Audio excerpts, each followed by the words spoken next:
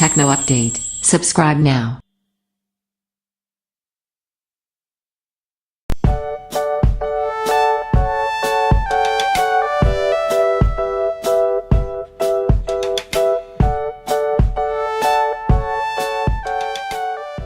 Sony Xperia Xa1 Ultra Review.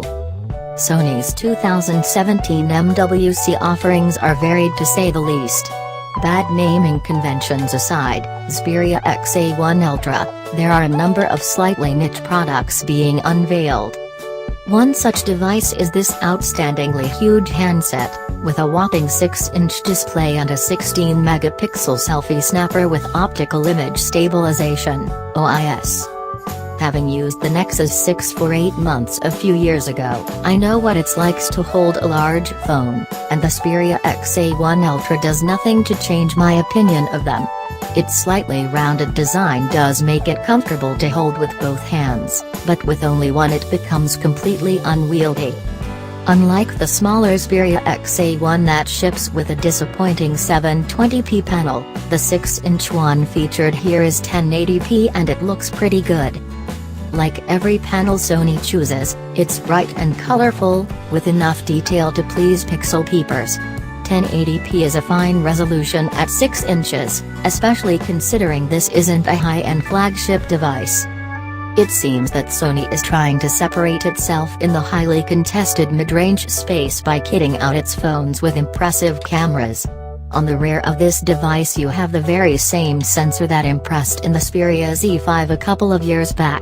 It has a 23-megapixel f.3-inch sensor, an f/2.0 aperture and phase detection autofocus.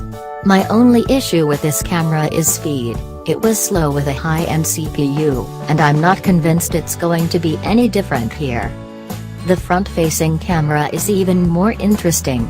The 16-megapixel sensor matches the Samsung Galaxy A5 and OnePlus 3T, but goes one step further by adding OIS and a front-facing flash.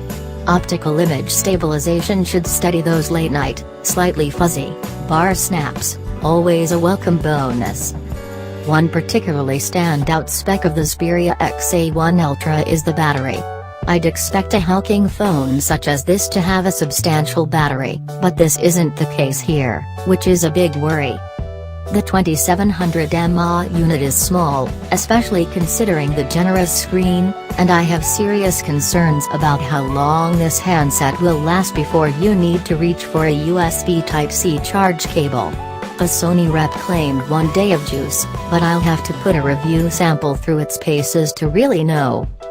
Like the Xperia XZ, the Xperia Xa1 Ultra ships with Android 7.0 Nougat. Sony's skin has improved over the years and it's one of the cleanest, although there are a lot of Sony's own media apps installed. However, a nice touch is that Google now sits on the leftmost home screen, as it does on Pixel and Nexus devices. Android's split-screen multitasking is also present and works well on a screen of this size. Keeping the phone chugging along is a MediaTek Helio P20 CPU and 4GB of RAM, which seems bizarre. It's nice to have more RAM, but 4GB seems a little excessive on a mid-range phone.